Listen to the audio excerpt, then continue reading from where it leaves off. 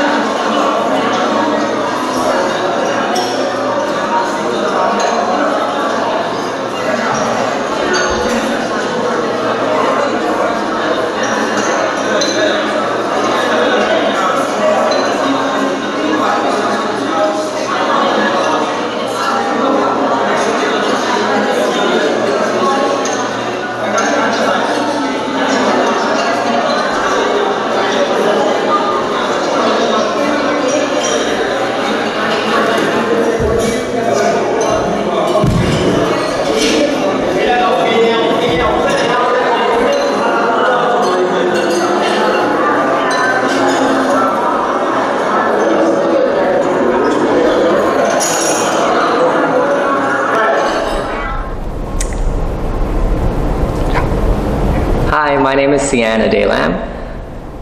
My name is Jen Hum. And we are Seeking Bridge. So what's Seeking Bridge? Great question. Seeking Bridge started as a collaboration between 4 dance artists and 2 filmmakers. The other 2 couldn't physically be here today, and then the filmmakers are also not here at the moment, so we're doing an excerpt of a larger work that we're working on. So this is a duet that we are working on, just the 2 of us. So you want to talk about Seeking Bridge, the name? Yeah, the name. Oh, yeah. The Seeking Bridge, the name comes like loosely from, there's a form in Wing Chun, I think it's called Samkyu. And it means like, there's different, I feel like there's like, in Kung Fu there's always like the meaning and the meaning behind the meaning, but usually it means when there's a contact point, like when you're fighting, if your hands meet, then this is where the bridge is.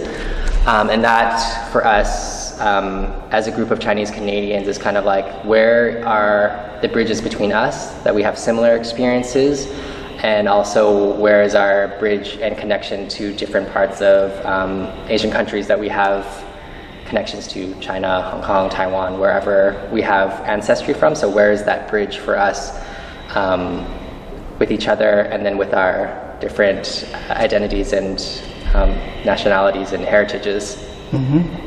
Okay, so who come up with the idea about this dance project?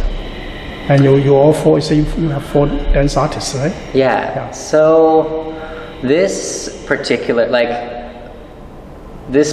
work that we're working on is called Face to Face, and it kind of explores both of our like individual, personal relationships with the concept of like face in Chinese culture.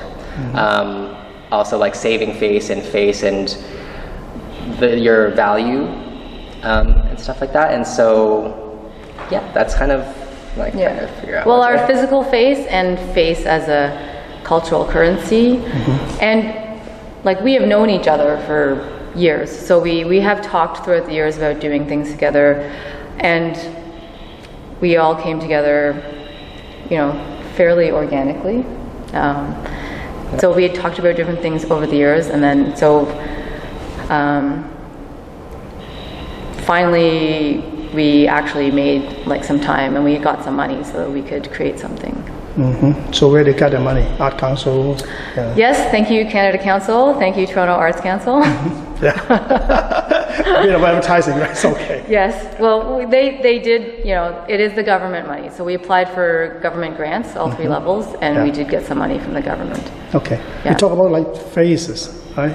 So how the dance like to tell us about faces of Chinese Canadian, and then what's real meaning behind this dance project, besides like the Seeking Bridge?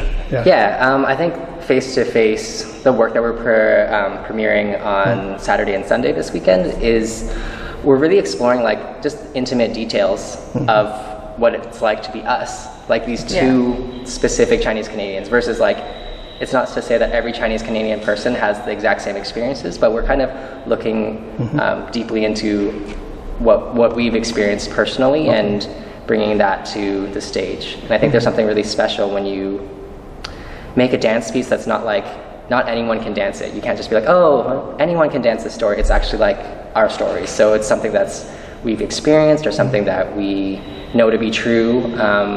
So it's like a sharing of something personal.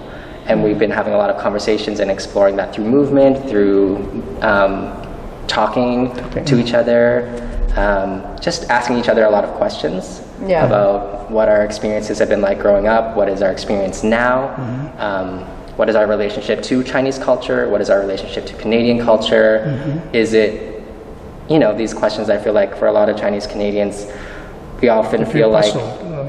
Sometimes they feel puzzled and then the ID, try to find their ID, something like that. Yeah, trying to find our identity. And also I think there's usually a juxtaposition of like, when you grow up here that you're either too white or you're not Asian enough, or you want to be really Asian. Like to be a good Chinese person, you have to do certain things to be a good Canadian. And like, where are you? Where are we in those things, I guess. A little bit more background about yourself. You both are CBC or? Yeah, we were both, I was born in Toronto. Yeah. I was born in Vancouver, and I came over here for dance. Okay, so you especially come for this dance? I grew up in Vancouver until I was like, I think 18, and then I came to study at a dance school here. That's a little bit. So you two are dance professionals? Yeah. Okay. That's what we do. I mean, we do other things as well. We do, I think most dancers do many things, so but dance is a big part of our lives. And that is maybe one of the other questions about what we are investigating, like what is dance to Chinese culture versus Canadian culture? Like are we Chinese people dancing? Like, and then do you expect Chinese dancing, like classical dancing, or like what do people expect from us when they see us? Because they see our face, we are Chinese, and then what do they expect? What are the stereotypes that other people place on us because they see that we are, that we look like this? Your ID, heritage, you know, stereotyping, right? So, And it's also though as well, like sometimes when as a Chinese person or as a person of color in Canada, sometimes when you're dancing in other dance works, your heritage can get lost. Like you don't get to really express something that's true to you. So this is also an opportunity for us to actually look deeply into what makes us who we are, and explore what that means and things like that. So through the dance project this time, did you find out who you are? No. Still a question. I think that's a lifelong process for me. It's a lifelong process. This dance is also like an excerpt. It's a very small part of something much bigger. So this is not like a full picture. It's a snapshot into something. And I think, well, I'm speaking for myself. Like it's hard to see yourself sometimes. So you gain perspective about yourself and your identity slowly as you mature as a person. Yeah. I think I would say I'd had a sense of myself prior to this dance work, and that's what I'm drawing on, kind of like the experiences that I've experienced in my life that defined who I am. But also I think in asking questions through a dance piece, it's like a pathway to ask yourself really introspective questions about who you are, what you identify with, where you belong, all those kind of things. So through the dance, what do you expect the audience will get it from the dance? And what kind of like message, feeling they want to share with the audience?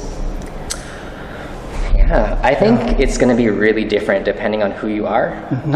As you're watching this piece, we've had different people come into the rehearsal process just to watch bits and pieces, and I think the way certain movements are, I think Asian people or Chinese people have a specific reaction. Just like simple things, like if you do something like this, or if you do something like this, like that means something to us because those symbols are something that we've seen growing up or have felt, whether they're good or bad or complicated. Whereas if someone else sees that, they don't necessarily have a feeling. It's just like, oh, someone's making their eyes this way or that way, but we know certain pictures or certain things, what we've been called, what we've been told. So I think the experience will be really different, but I think there'll be something, of course, universal. The human experience is in there, but there'll be something very specific that is very CBC, very Chinese-born Canadian, that we're hoping to kind of put out there as well. Because I think, as Jen was saying, like you can, when you see Chinese people, they're either in a contemporary dance company where they're like doing someone else's work, and then their heritage is erased, or we are on stage doing like specifically a classical or a folk dance or kung fu, which is great because it's like that for me. Kung fu has been part of I've studied kung fu since I was little, and I still study and practice like for my whole life. But it's nice to see something that can maybe like bring some of those things together, or do something completely different that's like neither of those things. So you see a lot of different things. We draw from a lot of things. But you say you have four dancers in this dance piece. So what are the background of the other two? So you two are CBC. What about the other two? One individual was born in China. And one Nai-Chi, is that? Nai-Chi. Nai-Chi, okay. He was born in China and came to Toronto for dance school when he was. We went to dance school together. 17 or 18. Okay. Emily was born in Toronto.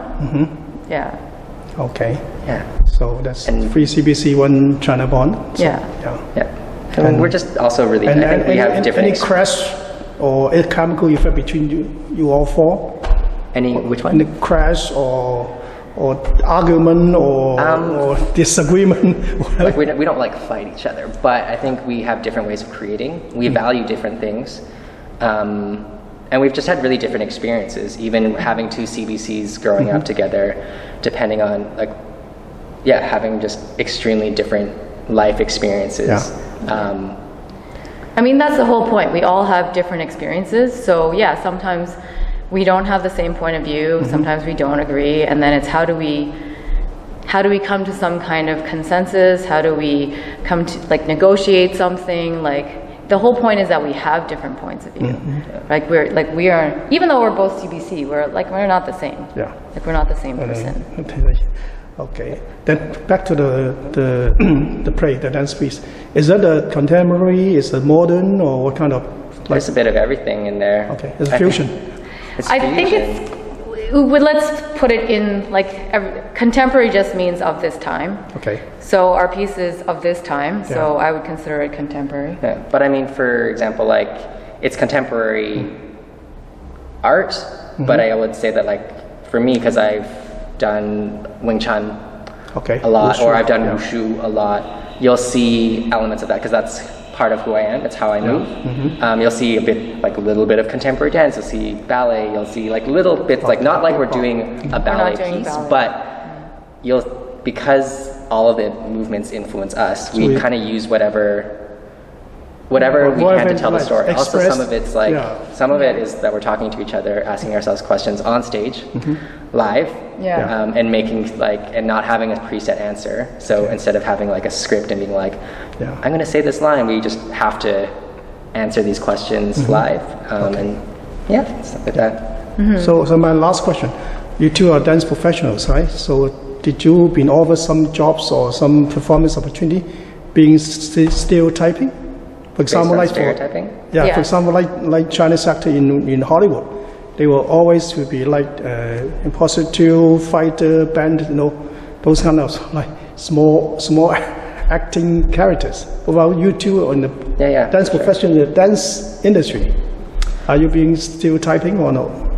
Yeah, I mean, I think in any arts industry, the reality of that arts industries have a lot of work to do before people are on an equal playing field. They're really not right now. So I would say that the arts are both they're racist, sexist, homophobic, transphobic, classist. It's just one of those things that's a reality. I'm not sure if you want to share specific experiences, but I think there's so many from being in dance school to dance training to how it is out in the field. For sure, I think besides there's stereotyping and being put into a role, and then there's also the reality of not having a role at all. Okay. And so having artistic directors or choreographers or teachers they don't acknowledge that you're there. So for me personally, I would say like, I think the cool thing about Kung Fu is that like, for the most part, it's not perfect, but for the most part, if you can do it, then you're good. Okay. If you can do Kung Fu well, no one's gonna ask you questions. Yeah. With dance, for me anyways, whether or not I did it well or not, people would see my body and see an Asian person, and then they don't know what to do with me on stage. So even if they would be like, oh, like I don't know how to put you on stage, or you look fragile, or after I dance, they're like, oh, you're stronger than I thought you would be, but I don't know what to do with you. So when people are in positions of power, I guess they're often telling a story, and if you're not part of the story, then you'll only be a side character or background. Yeah. And that's also why it's really important for us as CBCs, but also for a lot of different groups of people in Canada to empower ourselves we have to make our own work, because otherwise for some of us we wouldn't be working. Like there's not enough roles for us, and if you don't want to just hold a stick in the background or say something racist or do something like that, then you have to make your own work. Otherwise you're left to just wait, and that's not great as well. I mean, sorry, I'm like rambling, but I would say, yeah, there was one example that really changed my life. Was I was auditioning, I won't say the company, but I was auditioning for a role that was to play a Chinese person in a dance production, and it was the call out on the paper was like to play a Chinese person. The piece was set in China, and it was like Chinese person with modern ballet and Kung Fu, and I was like, oh, that's me, that's so cool. So when I got to the audition, no one was Chinese.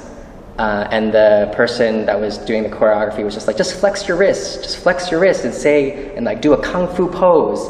And so I did the audition, and then I felt really good about it. At the end, I was like, oh, like I just know Kung Fu. So I was like, oh yeah, this is great. And then at the end of it, they hired all white people, and then they put wigs on them, and then they just gave them eyeliner because they wanted everyone to be the same height or whatever, for whatever the reason. And that was in 2010 or 11, which is not that long ago. And so at that moment, I was like, oh, if I can't play myself, like if I can't play a Chinese person, and like white people are making those decisions, then I have to do something. I have to create my own work. Otherwise, I won't wait for the opportunity. Good. All right, thank you so much.